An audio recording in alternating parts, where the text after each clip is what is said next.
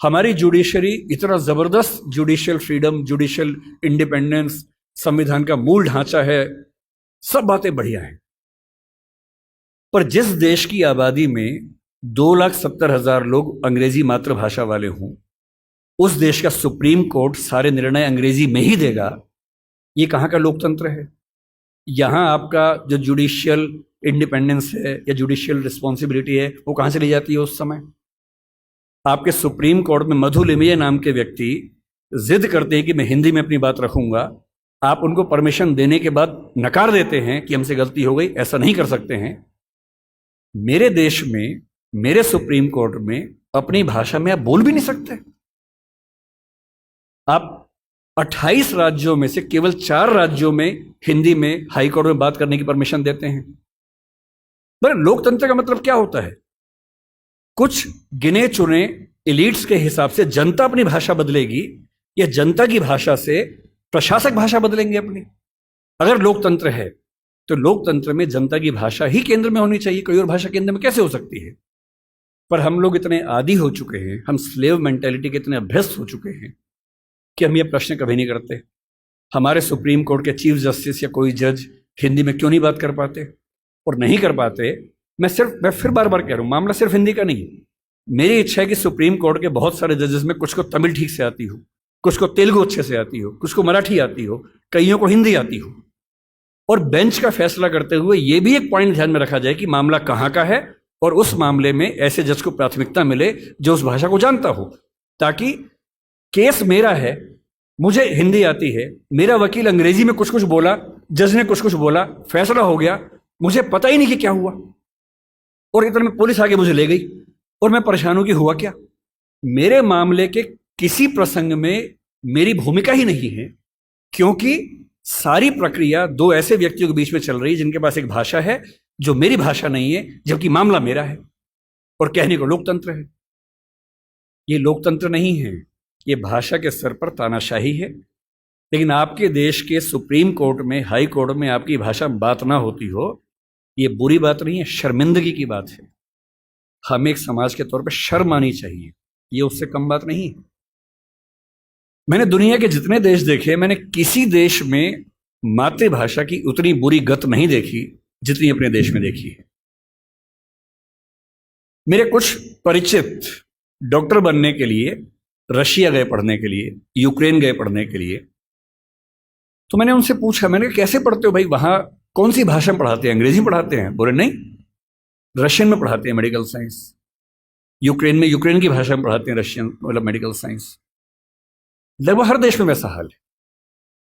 तो मैंने उनसे पूछा कि फिर आप कैसे पढ़ते हैं, आपको तो भाषा नहीं आती है? तो बोले नहीं, वहां का निश्चित सा नियम है कि पहले साल में हमें वो भाषा सीखनी होती है, फिर अगले 4 साल में उस भाषा में मेडिकल साइंस सीखना होता है। तो मैंने कहा इससे अच्छा वो अंग्रेजी में सिखा दें, आपको अंग्रेजी आती है। बोले नहीं, वहां तो ऐसी बात करने से भी नाराज हो जाते हैं, अपनी भाषा को लेकर बहुत सम्मान करते हैं वो लोग। वहां पढ़ाई की भाषा वही है जो उनके समाज की भाषा है। आपको आश्चर्य होगा, मैं फिर कह रहा हूं, मैं तथ्यों की बात करूंगा, रिसर्च की बात करूंगा, भावनाओं की बात नहीं करूंगा। दुनिया में स्थापित सिद्धांत है, यूनेस्को पीछे पड़ा हुआ है इस चीज के लिए। दुनिया में स्थापित सिद्धांत है कि कोई भी बच्चा दुनिया का जितनी आसानी से अपनी भाषा में सीख सकता है, दूसरी भाषा में सीख ही नहीं सकता। उसे अपनी भाषा में सीखना था कि 0 क्या होता है, संख्या क्या होती है, 1 क्या होता है। उसे अपनी भाषा में सीखना था कि सरकार क्या होती है, दुनिया क्या होती है, चलती कैसे है। उसे सीखना पड़ रहा है कि पहले यह समझो कि दुनिया नहीं वर्ल्ड होता है। अब उसकी आधी से ज्यादा ऊर्जा वर्ल्ड पे अटकी हुई है और बाकी बची खुची ऊर्जा से वो समझ रहा है कि वर्ल्ड होता क्या है। उसकी आधी ऊर्जा लग गई नंबर, शब्द याद करने में, ना कि यह समझने में कि संख्या क्या होती है, नंबर क्या होता है। एक अजीब सी साजिश दुनिया भर में चल रही है कि दुनिया के हर बच्चे को उसकी मातृभाषा से बचपन में ही वंचित कर दो। उसे एक ऐसी भाषा में सिखाओ जहां उसके लिए वो भाषा सीखना अपने आप में चैलेंज हो। और इसलिए आप देखेंगे कि अगर ज्ञान की दुनिया में दुनिया भर की भाषाओं के आम आदमी शिरकत नहीं कर पा रहे हैं, गलती से भी ये मत सोचिएगा कि दिमाग वाले लोग बहुत कम होते हैं और वही आगे बढ़ते हैं। दिमाग वाले अधिकांश लोगों को बचपन में ही खत्म कर देने की साजिश दुनिया भर में चल रही है, और जो अपनी भाषा में पढ़ ही नहीं पाएगा वो कैसे आगे बढ़ेगा, कैसे सीखेगा।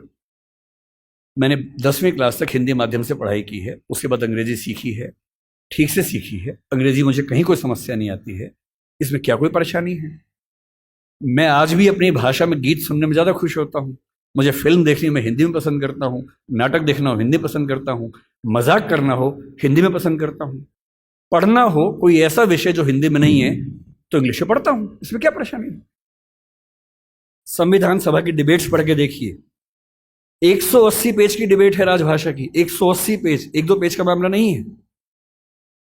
संविधान सभा के वॉल्यूम 9 में ध्यान से पढ़िए, पेज नंबर लगभग 1130 से 1390 के आसपास का मामला है, 180 पेज की डिबेट है। उसमें खूब मुद्दे हैं, छोटी मोटी वोटिंग हो रही है के मामलों में। संविधान सभा का बेसिक उसूल था कि अंतिम रूप से वोटिंग नहीं करेंगे, सहमति से काम करेंगे। वोटिंग बीच बीच में होती रही। पहला विवाद यह था कि राजभाषा कौन सी हो, हिंदी हो कि अंग्रेजी हो या हिंदुस्तानी हो। अंग्रेजी पर तो बात थी नहीं, हिंदी या हिंदुस्तानी। महात्मा गांधी हिंदुस्तानी कहते थे, पर 1949 में वो थे नहीं। उनका हिंदुस्तानी का मतलब था हिंदी उर्दू का मिक्सचर जो देवनागरी और फारसी में लिखी जा सके। दूसरा स्कूल ऑफ थॉट हिंदी की बात करता था। अंत में सहमति बनी, हिंदी ही भारत की राजभाषा होगी। राजभाषा यानी सरकारी कामकाज की भाषा। दूसरा सवाल था कि लिपि कौन सी हो, देवनागरी हो, कुछ ने कहा कि देवनागरी और फारसी हो कि हिंदी को फारसी में भी लिख सके, कुछ ने कहा देवनागरी और रोमन हो, हिंदी को रोमन में जैसे व्हाट्सएप में लिखते हैं वैसे लिख सके। खूब विवाद हुआ, अंत में हुआ कि देवनागरी ही लिपि होगी। तीसरा विवाद यह हुआ कि जो अंक हैं हिंदी वाले, जो 1 से 0 से 9 तक के अंक हैं, वो हम अंग्रेजी के ढांचे में लिखेंगे या हिंदी के ढांचे में लिखेंगे। इस पर मतभेद था सबसे ज्यादा, इस पर वोटिंग में बराबरी हुई थी। और अंत में वोटिंग से नहीं, संविधान सभा के बाहर की बातचीत में समझौता हुआ। मुंशी साहब थे, के एम मुंशी थे, आयंगर साहब थे, उनकी बातचीत में समझौता हुआ कि ठीक है अंतर्राष्ट्रीय अंक मान लेंगे।